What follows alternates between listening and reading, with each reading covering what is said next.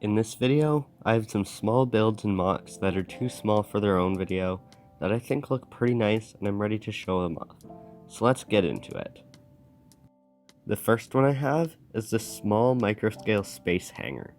I imagine this would be on the side of a large space station and would hold a couple of smaller ships. The mock itself was an experiment in placing thin tile lines in the middle of a larger tiled area. Because of the offset of the tiles, most of the panels are loose and not studded in place. The yellow makes a sort of border and lines in the hangar. The spaceship itself is small, but contains some pretty cool techniques. It's all built around a 1x1 brick with a technical, and a couple of grill slopes are connected with minifigure hands. The back section uses an illegal building technique where the cheese slope is attached to the underside of a brick with the tip of a broken branch piece. I accidentally broke the piece a few years ago and haven't found a use for it until now. It acts as a double stud. I wouldn't recommend breaking these pieces to this, but if it's accidentally stepped on, it makes a great part. The ship is raised up on a 1x1 round tile, and a minifigure hand creates some micro-scale steps. This next one is a banana-themed Landspeeder I made for a challenge. I'm not super happy with this, but the banana shape and curved sculpting was a very fun challenge. I used a mix of yellow and light yellow to mimic banana colors, and accented it with a dark brown as the ends of the banana. When photographing this mock, I had some fun and filled it with real bananas, Lego bananas, and even a monkey. But this mock isn't that great, so let's go on to a better Landspeeder. This next one was made for the same challenge, but in my opinion is much better. I tried to model it like a futuristic muscle car with some flashy details and a large boxy frame. Despite its simple looking frame, getting everything to look right was a bit of a challenge.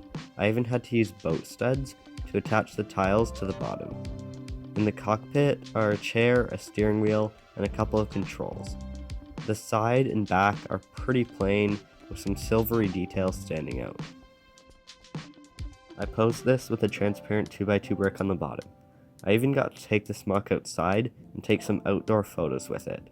I'm really happy with this mock and all of its cool curves and angles with the retro style on a futuristic vehicle.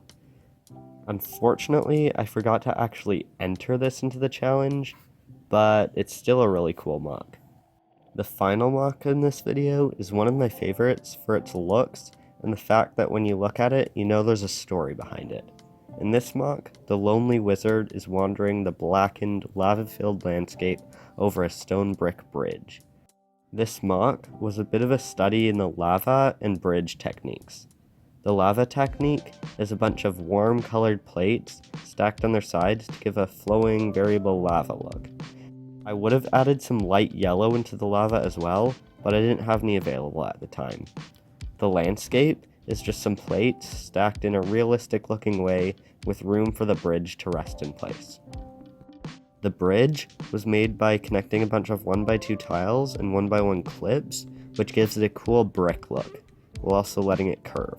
I wanted to build it all in black, but didn't have enough parts in the color. The bridge rests perfectly in place and has a small dip to balance the wizard. The wizard is a mysterious character covered in all red and gold.